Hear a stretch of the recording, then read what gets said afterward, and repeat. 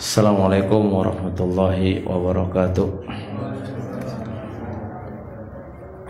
Alhamdulillah wassalatu wassalamu ala Rasulillah wa ala alihi wa sahbihi wa mawala, amma ba'd.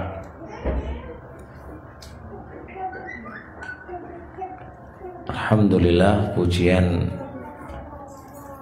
untuk Allah semata. Allah lah yang memudahkan kita untuk bisa hadir di majelis ilmu. Allah pula yang memberikan taufik kepada kita untuk bisa mengamalkan ilmu yang setelah kita pelajari. Allah lah juga yang memudahkan kita jalan menuju surga dan ridhanya Allah Subhanahu wa ta'ala. Baik, kita niatkan belajar supaya bisa mengamalkan ilmu yang kita pelajari. Tujuan kita hadir di majelis ilmu adalah memperbaiki diri yang belum baik menjadi baik, yang sudah baik supaya lebih baik lagi. Itu tujuannya. Bukan berarti kalau kita ngaji itu merasa dioncai, bukan. Siapa yang merasa siapa yang pengen ngoncai orang, enggak. Tapi kita ngaji tujuannya adalah yang kurang menjadi lebih baik, gitu kan tujuannya. Tapi kita kemarin nyampe mana ini?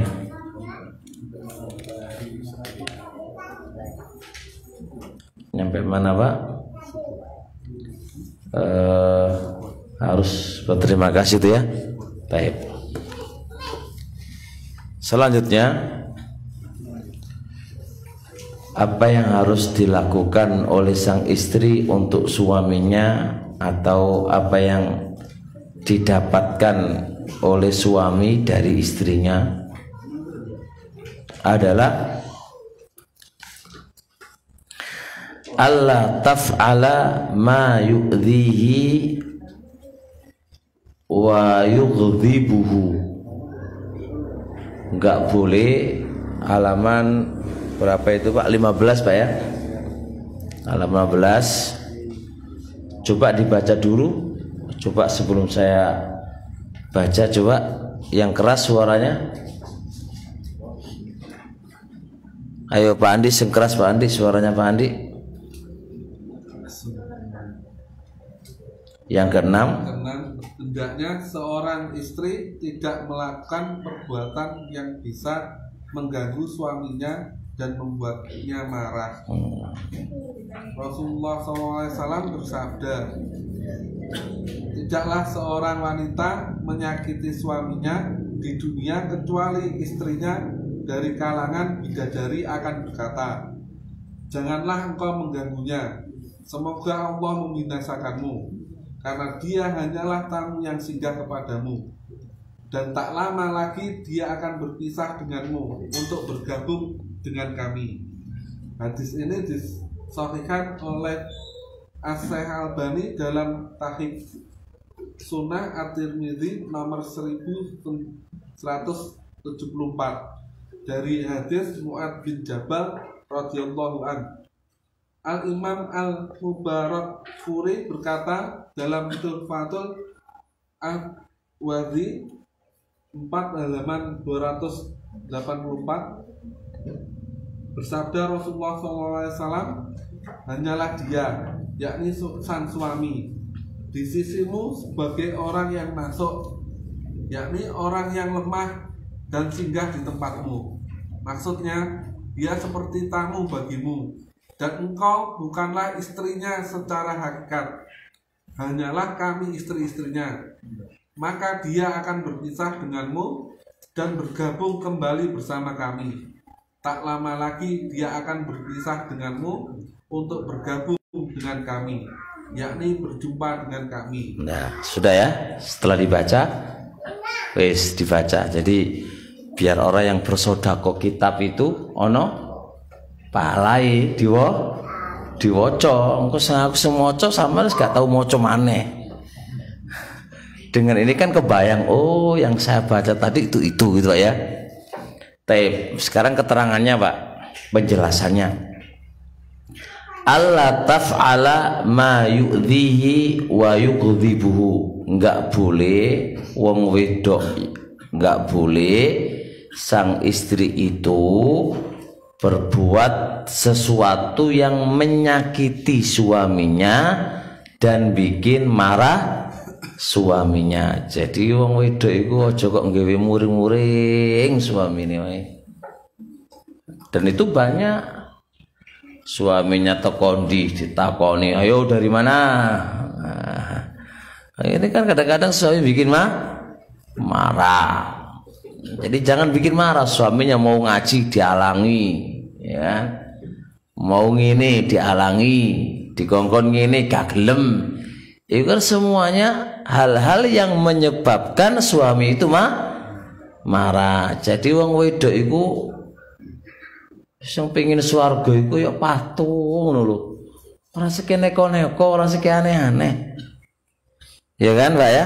Ojo sampai nggiwe marahi suami. Baik dengan apa? Ucapan dan juga dengan apa? Perbuatan. Dengan perbuatan piye, Pak? Bantah wae. Dengan ucapan, dengan perbuatan piye? Perbuatan kok Pak macucu wae jeke manuk doro. Lah wong surga neraka lho dibawa suami nah kok gawe marah aja, itu kan nggak tepat toh. Ya bagi istri yang merasa berbuat yang kayak gitu itu mumpung gurung mati, segera nanti malam jalur sepuro nang suaminya, ya enggak? Mumpung gurung mati nah jujuk apa? Jujuk gurung jalur sepuro mari ngono megap-megap mati terus piye? Kelalen Pak ya. Mumpung burung kelalen nang kate sungkan teko SMS nang bojone ora apa-apa. Wahai suamiku, ya sekian lama aku bersama kamu gitu kan.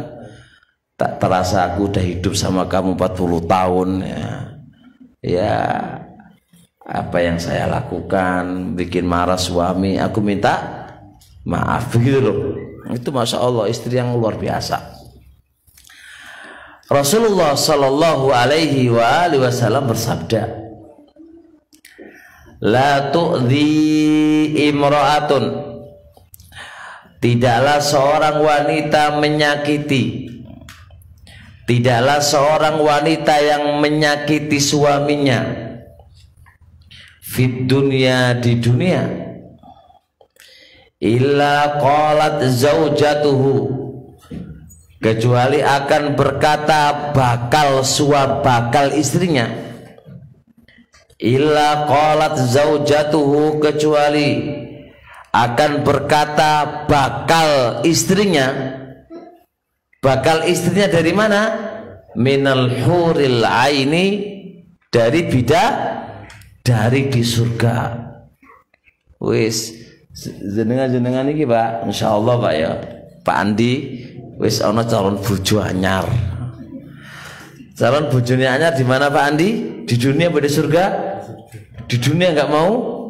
Oh mau di dunia juga. Di surga ya insyaallah. Bagaimana calon istri yang ada di surga dan dia bidadari, dan ingat loh ya, iku luwe apik daripada awakmu lah. Ya berapa?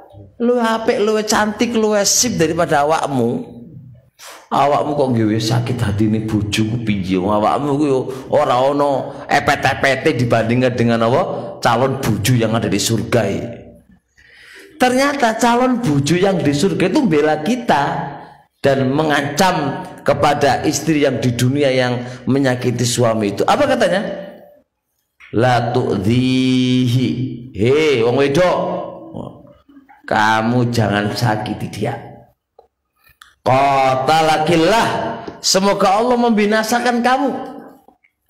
Fa innama huwa indaka dakhilun, suamimu itu hanya bersifat sementara di sisi kamu. Yushiku ayyufariqoki, hampir-hampir akan berpisah dengan kamu. Ilaina, datang kepada kami. Itu enggak bidadarinya? Itu hanya sementara di kamu, itu hanya sama kamu itu sebentar saja. Dia akan datang kepada kami dan menemui kami. Makanya jangan disakiti. Jadi dewe-dewe iki insyaallah lah wis ana sing nunggu para bidadari sing luwih ayu, luwih sip lah daripada awak-awakmu iku wis ora patek ayu, wis ora patek piye lah kok nyakiti wae. Walaupun dewek-dewek ngene iki wajahe setengah-setengah Pak ya. Setengah ganteng, setengah elek lah kan. Setengah-setengah ini sempenting kan ada calon bidadari toh. Sempenting tapi apa dia sing apik ngoleh duae. Nek beramal soleh. Pokoknya ngono lah. Artinya kita berupaya menjadi laki-laki yang baik lah kan gitu kan. Wis ono senunggu para bidadari dan dia mengancam loh Pak, mengecam loh kepada istri-istri yang nyakiti kita, bikin marah kita tuh dicam oleh dia. Oh loh, ngono Pak. Makanya kesimpulannya barakallahu fik, wahai sang istri, gitu kan. Jadi kalau sampeanku pengen surga, Mas, kalau ngaji jangan apian dong. Iya no ngaji apian bi. Ya barakallahu fik. Jadi kalau istri itu pingin surga, pingin ya ketentraman hati, ketentraman jiwa, pingin bahagia, ya jangan nyakiti suami lah, jangan bikin marah suami bentuk apapun. Nggak usah cerewet dulu, Ustaz. Nggak usah aneh-aneh cerewet dulu, wis. Boto kondi, itu sementing nggak maksiat selesai lah. Masa kayak Pak Andi ditakoni wis tuwa bisa ditakoni. Tekondi. Ora perlu lah. Ya Pak Andi. Andai kata datang terlambat jam piro ngono takoni wae. Pek ora di. Ngono ku lah bikin marah suami to. Gitu loh. Ora perlu kok ngono ora perlu. Sing wedok iku sementing piye carane nyenengno bojo. Ngono lho ning kasih piye carane. Ora kok bikin marahi bojo. Jelas Pak ya? Paham ini? Baik. Terusnya yang keberapa? Yang ketujuh. Hai, diocok keras. Yang ketujuh. Ngaji tenan iki Pak, ini Pak. Ono kitabe. Seorang istri berhias dan mempercantik diri untuk suaminya. Tuh. Ditanyakan kepada Rasulullah SAW, siapakah wanita yang paling baik? Beliau menjawab, yaitu wanita yang menyenangkan suaminya apabila dia melihatnya. Nah, sekarang ada apa? Hak seorang istri yang harus haknya seorang suami yang harus istri berikan ke suami. Iki haknya suami loh iki. Berarti suami itu ketika menikahi kamu itu mendapatkan ini gitu loh. Dan yang nomor 7 yang Anda harus dapatkan adalah antatazayyana wa tatajammala. Seorang istri itu hendaknya berhias diri dan mempercantik diri. Dan ini tidak terbatas apakah dia muda atau tua. Walaupun tua ngono gak ono masalah. Mbok wedaan, mbok bengesan, mbok pupuran, mbok apa sementing berhias diri. Walaupun dia itu sudah tuwek. Ora kok berhias diri kanggone wong sing kemanten anyar ra ya. Gak. Anyar tuwek ya padha wae, anyar lawas ya padha wae, tetap ada tuntutan untuk berhias. Nah,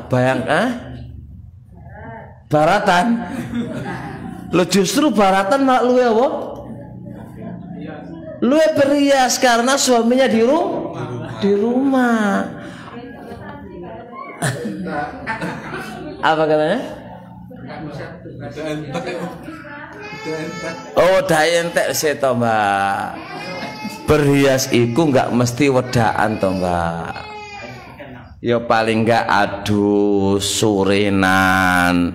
Namanya beres itu kalau enggak mesti ya harus berwedak terus nendi nang tempatin nendi salon uga enggak mesti lah, paling enggak ya ono lah regane bersisir, mandi terus macak rambutiku digaya piye dengan model sendiri lah, kan orang no masalah.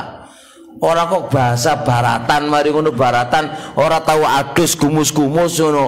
Ya gak lah. Orang tepak ngono ki ku. Biasa wong wedok iku suka nembantah wae kok. Ora oleh ngono ki ku, cukup kebiasaan ngono iku. Nah, sampeyan niku pengen surga apa enggak kok lho kan ini. Ojo dibantah baratan wis piye lah ini. Enggak lah mbak-mbak ibu-ibu. Jadi ojo dipahami berhias kan sesuai dengan kemampuannya sing kemampuannya sapa? Wong lanang. Nah wong lanang gak tau belanjani nang ngongkon nang salon regane 300.000 ya jenenge ya jelas gak tepak lah. Jadi artinya berhias ini jangan dipahami harus di salon. Maknanya berhias sesuai dengan apa kemampuan nih. Dan termasuk berhias, tolong diperhatikan ibu-ibu, adalah mengatur bodimu, postur tubuhmu. Hati-hati ku, ojo kok lemah lemu no. Kecuali suamimu pengen lemu. Diteni. Dan termasuk sebuah ibadah yang Allah berikan kepada Anda. Kalau Anda misal itu berlahiran, ojo wetengi digedekno wae. Pihak suami itu nggak seneng kalau wetengi gede. Kecuali suami ini sampean sewenang gak apa-apa. Weteng gede-gede gak apa-apa. Nggak jaga postur tubuh. Karena itu bagian dari apa? Berhias. Bagian dari lihat ibu-ibu tuh kalau sudah istri anak satu, wis ora gelem apa? Kenditan ya jenenge? Epean, wis pokoke mangan sing akeh ya belbung. Belbung terus susah kempese. Nah, ini membuat nggak nyaman bagi suami. Yang suami itu memandang dia kok wetenge kok repot gini gimana. Nah, ini cuma nggak diungkapkan aja. Ya betul Gus Imam. Oh iya loh, isor. Hah? Oh seneng lemu ta Pak.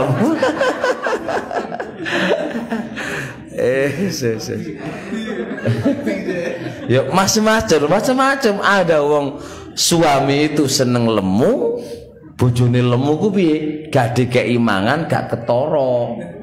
Ya iku ya hak suami lah, wong suami yang memandang kok kita kok komen yo isin lah. Ya enggak, ada yang memang seneng postur tubuhnya itu enggak terlalu gemuk, enggak seneng kuru-kuru piye. Engko tambah diocehi wong, lah karo ora dipangani to kok loko kuru ngene bojomu iki. Apalagi tanda kesuksesan seorang berumah tangga itu kalau digemukkan, ya enggak mesti juga. Intinya ini hak suami. Kalau suami itu apa? Menggugurkannya ya enggak apa-apa. Tapi haknya suami yang dia dapatkan dari sang istri, hendaknya istri itu berhias. Jaga diri kamu. Jaga diri kamu. Jaga diri kamu. Nah, masya Allah ibadah loh. Jadi sampean tuh misal contoh minta suami beliin apa? Penghalus kulit. Karena perempuan kalau dipanas, masak terus itu kulitnya semakin keriput dan elek. Ya belilah. Kalau ada duit, itu semua bagian daripada sebagai beribadah yang itu diberi pahala oleh Allah Subhanahu wa taala. Jadi dirawat tubuhmu itu. Satu itu sampai andai kata perempuan itu merawat, jangan sampai kemulusan dia itu, misal contoh kemulusan dia itu ya, jangan sampai jadi kasar dengan cara apa aja, itu sebuah ibadah. Bukannya hal yang tidak ada faedahnya, enggak, itu sebuah ibadah. Niatkan saya kayak gini adalah demi apa? Demi suami itu senang dan nyaman. Jangan disalahkan loh ya, kalau istri enggak menyenangkan, mari ngono bojone ndelek apa? Ndelek maneh. Ojo disalahno. Ojo disalahno karena sudah enggak nyaman di rumah melihat istri yo welek koyok ngono, tambah mencucu maneh. Jadi enggak bosen berada di rumah. Jadi jangan disalahkan. Maka problem rumah tangga semakin jadi juga bisa jadi suami tidak nyaman tinggal di rumah ya karena perbuatan istri sendiri. Perbuatan istri sendiri. Jangan kebaliklah, kalau keluar dandannya setengah mati, ya kan? Pokoknya gak gelem kecuali adus dan paesan sik, tapi sengkate nang omah jarang gelem adus. Kumane, Pak?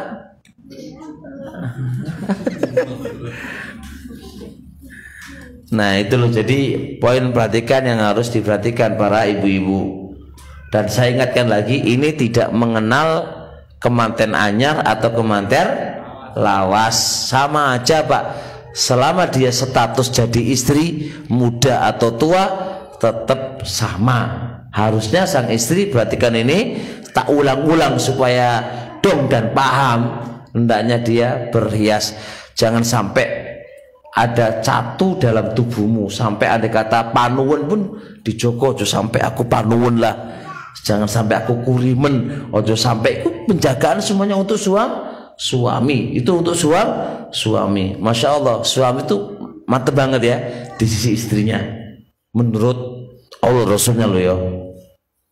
Oleh karenanya qila li Rasulillah sallallahu alaihi wasallam, pernah Rasulullah ditanya, ayun nisa'i khairun, perempuan mana saja, perempuan manakah yang paling bagus, perempuan manakah yang paling bagus, istri manakah yang paling bagus? Qala, kata Rasulullah, alladhi yasurruhu idza nadhara, apabila, yaitu wanita yang mengembirakan suami ketika suami itu memandangnya. Alias ketika suami itu memandangnya, itu apa? Itu mengembirakan kepada sang suami. Itu sebuah ibadah yang Allah berikan kepada sang istri. Perbuatan apa saja dari bentuk istri berhias itu semua bernilai apa? Ibadah di sisi Allah Subhanahu wa ta'ala. Mengharaplah pahala di sisi Allah Subhanahu wa ta'ala. Jadi walaupun udan-udan ini kedinginan, harus mandi misal contoh, demi suami, niatkan saya dalam rangka ibadah kepada Allah, demi suami saya juga harus mandi, berpaas diri, menghias diri demi siapa? Suami. Jangan kok gara-gara dingin lalu apa? Keagru. Yuk kebalik no. Mencoba yuk biasa. Kamu itu istriku untuk orang lain. Kan lucu banget. Istri kan untuk suami. Anda itu menikah dia untukmu atau untuk orang lain? Harusnya seorang suami itu jangan rela kalau istrinya itu dilihat oleh orang lain. Kok malah seneng? Harusnya maksudnya itu kalau begitu kan.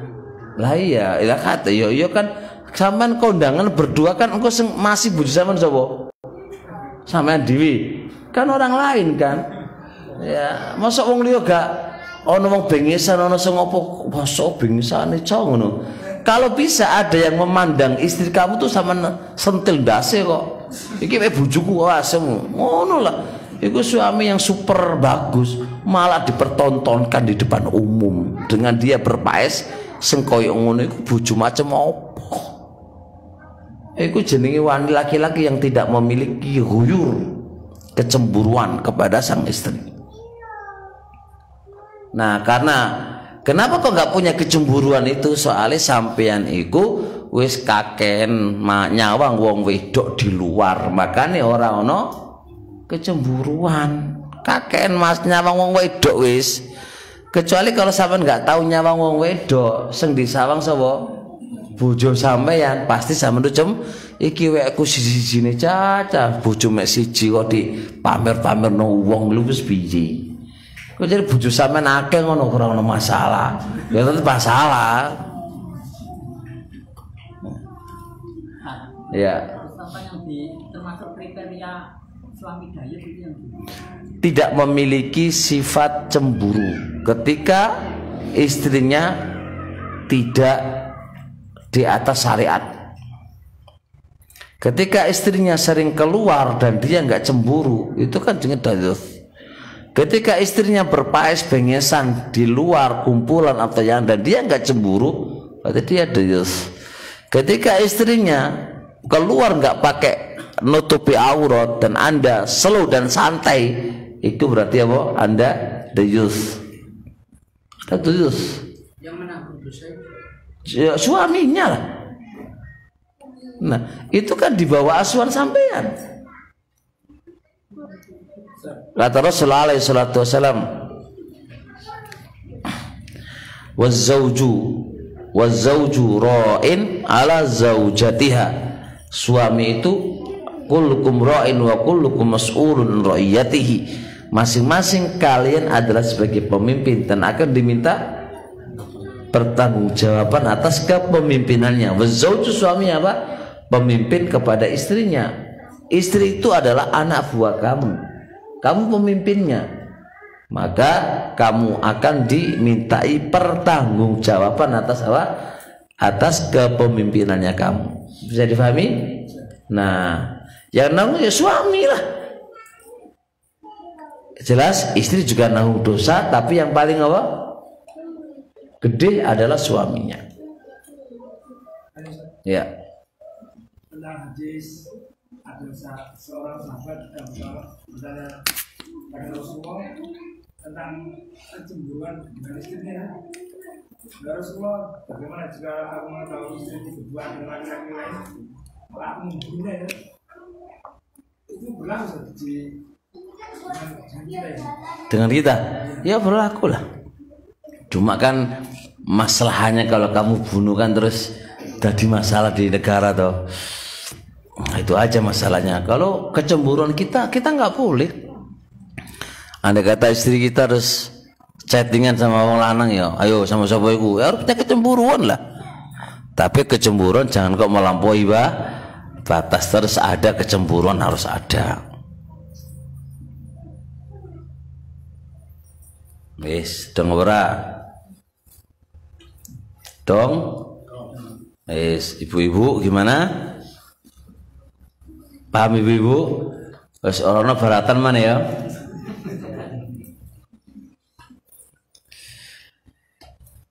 Tab terus, dibaca lagi.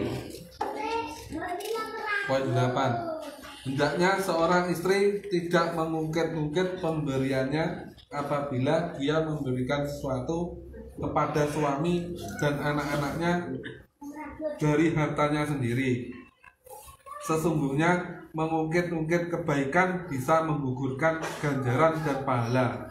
Allah Ta'ala berfirman, wahai orang-orang yang beriman, janganlah kalian menggugurkan sedekah-sedekah kalian dengan mengungkit-ungkit kebaikan dan memberikan gangguan. Al-Baqarah 264. Al-Manna adalah menyebutkan suatu kenikmatan yang dia berikan, dalam artian mengungkit-ungkit kenikmatan tersebut dan mencela dengannya. Contoh adalah ucapan seseorang, aku telah berbuat baik kepadamu serta menghidupimu, dan perkataan yang semisalnya. Sebagian orang berkata bahwa al-manna adalah menceritakan sesuatu yang telah dia berikan, sehingga pemberitaan tersebut sampai kepada orang yang diberi, sehingga hal tersebut mengganggunya. Adapun perbuatan mengganggu mencela dan mengadu itu cakupannya lebih luas dibandingkan tindakan mengungkit-ungkit. Sebab mengungkit-ungkit kebaikan adalah bagian dari mengganggu. Hanya saja Allah Ta'ala menyebutkan al-manna dikarenakan hal tersebut sering terjadi.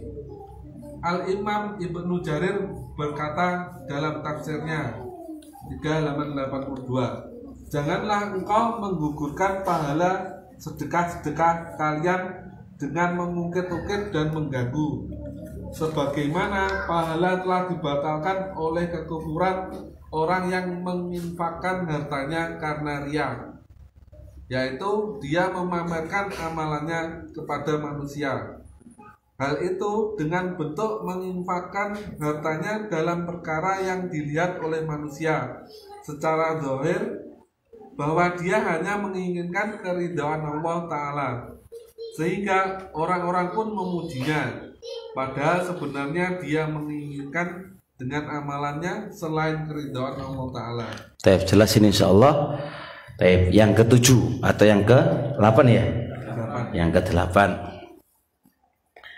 Allah tamunna alaihi idza anfaqat alaihi wa ala auladihi min maliha. Jadi terkadang keadaan suami lagi pailit gratis kayak ini barat-baratan Pak ya, orang ono duit gak iso belanjani, gak iso ngekei mangan neng bojo neng anak. Kebetulan sang istri punya duit warisan lah atau apalah, maka sang istri ini berakad pengen ngasih ke suami. Ngasih kemana? Ke suami untuk menghidupi keluarganya dan menghidupi anak-anaknya. Tinggal diakad aja Pak. Boleh akad suami itu utang, wek bojo kan, boleh diakad utang, atau sang istri ngasih cuma-cuma, pengen bersodakoh, pengen ngasih hadiah kepada suaminya. Boleh utang loh ya, karena itu hanya istri. Paham ya? Wek bojo kalau kita utang Pak, gak apa-apa. Atau sisa maharnya, kalung yang kamu pernah kasih mahar itu masih ada. Keadaan nggak memungkinkan, kamu bilang ke istri, piye kalungnya ngono didol piye, utang tak utang, ya kata utang besok harus dibayar. Nah, ketika sang istri dalam kondisi pailit suami, istri pun tampil di terdepan untuk menghidupi Pak. Maka kalau udah begini nggak boleh sang istri apa mengungkit kembali apa yang dia telah berikan. Itu gak oleh ngungkit Pak. Ya pas gono masalah gak ngungkit. Nah pas ono masalah ya, awakmu itu lho kecantangi awakmu pek kawin maneh. Wong awakmu iku mangan ae gak iso mangan kecuali teko aku. Apa jangan kawin mana? Nah, ini kan itu jenenge apa? Ngungkit. Paham ya? Nah, itu awakmu pe angkat nglarang aku gak oleh kerja ngono kan. Awakmu iku gak tak kei gak iso mangan. Iku jenenge ngungkit. Nah, kebanyakan wong wedok lak ngene to. Lambine ora tau ngaji kan iki modele wonge. Nah, kalau ngaji ya sampai ngono lah. Oh ngerti ilmu nih kok. Nah sing ora tahu ngaji, masya Allah Pak, keriwet apa? Bukan kuping hidung sampai keri Pak. Kering omongan kaya ngono ku ya Allah iku lho. Padahal justru kalaulah kamu tidak mengungkit-ungkit itu sebuah pahala Pak. Tapi kalau sampai diungkit-ungkit jadi apa? Batal. Pahala kamu tuh jadi batal. Entek koyok wong infak Tapi riya dan sum'ah iku ya entek pahalae, padha wae karo wong sedekah terus diundat. Iku juga akan habis sebagaimana habisnya sedekah karena riyaan wasum'ah. Pemane ngene, Pak. Wis berhasil anake sekolah kuliah. Les ngatekno bapakmu ora iso kaya apa-apa. Mek modal nggawe anak tok ae. Gak bakal iso sekolah awakmu iku wis. Ya Allah, ngene iki lho gare ngenteki pahala. Entek-enteki pahala yang ngene iki cerewete wong wedok yang ngene iki mau. Mbok yo meneng ikhlas karena Allah. Lah mari to. Kalau bang niat itu ngasih ke suami. Oleh karenanya kata Allah Subhanahu wa taala, ya ayyuhalladzina amanu la tubtilu shadaqatikum bil manni wal adha. Wahai orang-orang beriman, jangan kamu batalkan sedekah-sedekah kamu bil manni dengan mengungkit-ungkit wal adha dan nyakiti. Nyakiti. Oh, nalaken kono. Waduh Pak, nang ngomong karo lanang lho, ngelek-ngeleken lho Pak. Yes. Dapurmu iku ora gelem kerja, tak kaya iki. Nah apa kok dapur-dapurno suami wis ora duwe wibawa blas di dapur-dapurno karo bojo yo piye. Ini lho bojo ora tepak ini Pak. Itu lo batal. Jadi kalau kita sedekah kita kalau didasari dengan nyakiti dia dan mengungkit-ungkit, maka itu bisa batal. Sebenarnya ini Pak, mengungkit-ungkit itu juga bagian daripada menyakiti ya ora. Ya ora. Tapi kenapa Allah sebutkan secara khusus? Karena perbuatan ini sering terjadi. Paham ya? Sering terjadi perbuatan ngungkit itu sering terjadi, makanya Allah sebut secara khusus. Lalu Allah akhiri walaupun tidak ngungkit-ngungkit tapi bentuk iku mau menyakiti, maka juga bisa batal pahala dan sedekah Anda. Paham insyaallah? Baik. Dijelaskan apa makna mengundat-undat? Zikrun nikmah, menyebut-nyebut kebaikan, ala makna tahdidilaha, dengan cara mengungkit-ungkit, wa tafra'i biha, dan menyakit-nyakiti. Jadi mengundat-undat itu apa? Mungkin jadi nyebutkan kebaikan-kebaikannya tapi dengan cara mengungkit-ungkit dan menyakiti dia. Itu namanya mengundat-undat.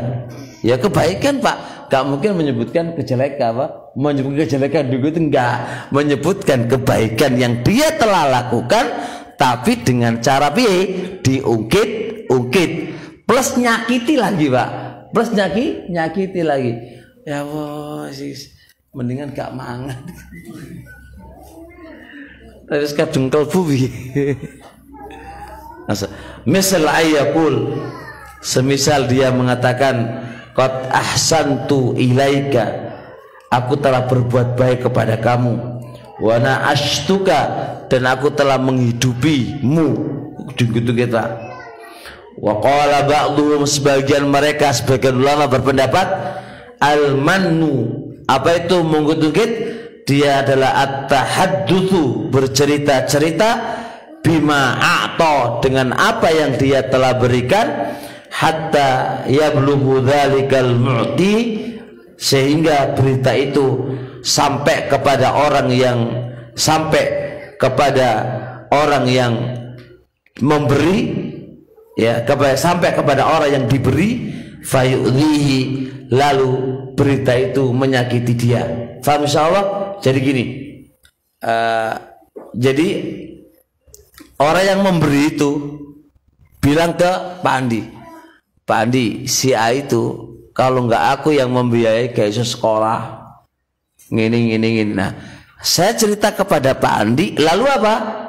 Cerita itu sampailah kepada siapa? Orang yang diberi tadi, ya kan Pak ya? Dan dia tersakiti. Itu juga masuk dalam kategori pembatal sedekah. Bisa dipahami ya? Kayak istri misal contoh, ngomong ke mertuai, ngomong ke wong tua nih, pah atau ayah atau abah atau apalah, bojoku iku sewa-hewe nang omahe ora turu wae. Kalau aku nggak ngasih dia ora iso mangan. Begitulah bahasanya kan. Nah, terus sampailah cerita itu kepada siapa? Sang suami sebagai orang yang diberi, lalu dia tersakiti dengan pembicaraan tadi, maka itu juga namanya apa? Mengungkit-ungkit dan menyakiti dia. Jadi menyakiti itu gak mesti langsung tok leng di depannya dia, gak mesti. Bisa jadi dia cerita ke orang lain, lalu cerita itu sampailah kepada dia, itu juga dihukumi sama. Bisa paham Pak ya? Dihukumi sama.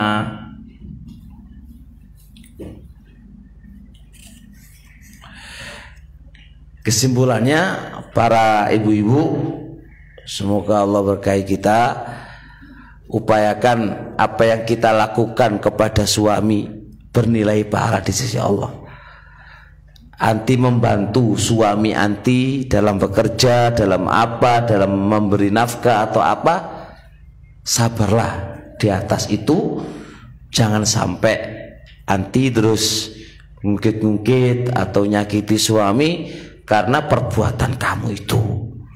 Karena perbuatan kamu itu niatkan untuk Allah semata, mencari ridhonya Allah dan mencari ridhonya suami. Hanya itu. Kita hidup di dunia sekali ibu-ibu, tidak ada lain kecuali hanya pengen meraih surganya Allah, tempat abadi kita, tempat ketenangan, tempat kesejukan. Itu kan surga. Itulah impian kita kan. Hanya itu kita cari. Maka apapun yang anti lakukan demi suami, niatkan karena Allah semata, bukan karena yang lain. Faham ya? Bukan karena yang lain. Apapun yang terjadi, taruhlah kamu itu ditalak atau ditamper atau ditapuk atau di apa, jangan sampai mengungkit-ungkit apa yang anti lakukan kepadanya, karena apa yang anti lakukan sudah dicatat oleh Allah Subhanahu wa ta'ala. Bisa difahami insyaallah? Baik. Ada pertanyaan? Ibu-ibu? Ibu-ibu ada pertanyaan? Nonton. Yang lagi-lagi? Kayak nggak punya masalah ya. Tapi kalau nggak ada masalah ya udah sampai sini insyaallah. Subhanakallahumma wa bihamdik, asyhadu an la ilaha illa anta, astaghfiruka wa atubu ilaik. Jadi kita sengaja tidak terlalu banyak Pak. Yang penting iso di amal no. Iku sing penting ngaji 2 jam ujuku sampai entek ora diamalno padha wae. Makanya sebelum kita ngaji dan sebelum kita pergi dari majelis, berdoalah kepada Allah semoga saya bisa ngamalkan ilmu yang baru saya pelajari ini, gitu loh. Kemudian kitabnya dibaca Pak, dibaca. Ibu-ibu juga membacanya. Ojo diki pajangan tok ya, dibaca dan dibaca.